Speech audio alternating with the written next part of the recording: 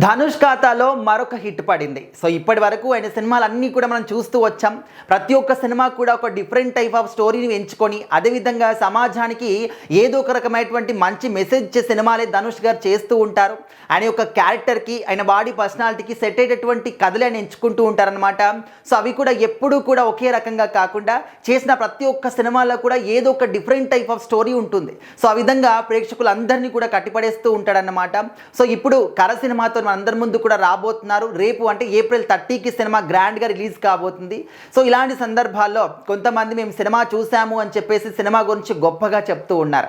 అంటే వేరే ప్రేక్షకులు కాదు, నార్మల్గా టీం వాళ్ళు చూస్తారు కదా. సో మరి సెన్సార్ బోర్డు వాళ్ళు కావచ్చు, ఆ విధంగా కొంతమంది ప్రముఖుల్ని కూడా పిలిచి సినిమాను ముందుగా చూపిస్తారు. సో మరి వాళ్ళు చూసిన తర్వాత సినిమా గురించి ఏం చెప్తున్నారంటే మరొక సూపర్ డూపర్ హిట్ పడింది ధనుష్ ఖాతాలో అని చెప్పేసి వాళ్ళు ఇదొక్క మాట మించి ఇంకేది కూడా చెప్పట్లేదు. అంటే ఈ మాటను బట్టి అర్థం చేసుకోవచ్చు సినిమా ఏ రేంజ్లో ఉంటుంది అని చెప్పేసి. అండ్ ఈ సినిమా అంతా కూడా కర సినిమా అంతా కూడా ఒక గ్రామీణ నేపథ్యంలో జరుగుతుంది అని చెప్పేసి తెలుస్తుంది. సో అందులోనూ ధనుష్ గారి క్యారెక్టర్ అనేది చాలా గొప్పగా ఎలివేషన్ ఇస్తుంది, సమాజానికి మంచి మెసేజ్ ఇస్తారు అని చెప్పేసి కూడా క్లియర్గా అర్థమైపోతుంది. అండ్ అదేవిధంగా మ్యూజిక్ డైరెక్టర్ కూడా ఈ సినిమాని చూడడం జరిగిందనమాట. సో అంటే వాళ్ళందరూ కూడా చెప్తూ ఉన్నారు సినిమా ఖచ్చితంగా సూపర్ డూపర్ హిట్ అని చెప్పేసి, మంచి మెసేజ్ ఉంది అండ్ చాలా ఎమోషన్స్ కూడా కనెక్ట్ అవుతారు ప్రతి ఒక్కరు అని చెప్పేసి కూడా చెప్తున్నారు. సో మరి లాస్ట్ ఇయర్ చూసుకుంటా ఉంటే ధనుష్ గారు 3 హిట్లు పడేసుకున్నారు. ఇడ్లీ కొట్టు కావచ్చు, కుబేర కావచ్చు, ఈ విధంగా అంటే మనం చూస్తూ ఉంటే ఒక్కొక్క సినిమాలో ఒక్కొక్క డిఫరెంట్ టైప్ ఆఫ్ క్యారెక్టర్ అన్నమాట.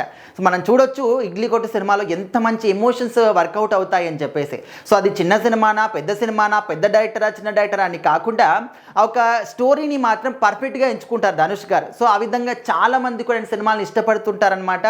ఓన్లీ తమిళని కాదు, ఇటు మన తెలుగు ప్రేక్షకులు చాలామంది కూడా ధనుష్ని ఇష్టపడే వాళ్ళు ఉన్నారు. సో మరి కర సినిమాలో ఆయన పాత్ర పేరు కరస్వామి అన్నమాట. సో ఆయన గురించే సినిమా అంతా కూడా ఉంటుంది అని చెప్పేసి క్లియర్గా అర్థమైపోతుంది. అందుకని కర అని కూడా టైటిల్ పెట్టారని కూడా మాట్లాడుకుంటూ ఉన్నారు. సో మరి రేపు ఏప్రిల్ 30న సినిమా మాత్రం చాలా గ్రాండ్గా రిలీజ్ అవ్వబోతుంది. అండ్ మీరేమనుకుంటున్నారు కర సినిమా గురించి, ధనుష్ గారి సినిమాల గురించి మీ అభిప్రాయం ఏంటనేది ఖచ్చితంగా కామెంట్ చేయండి.